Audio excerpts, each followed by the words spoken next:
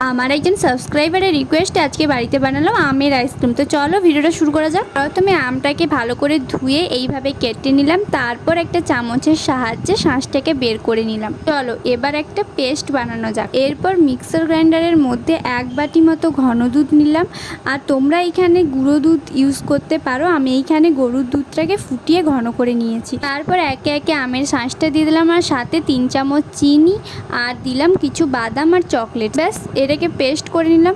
দেখেছো কতটা ঘন আর ক্রিমি হয়েছে।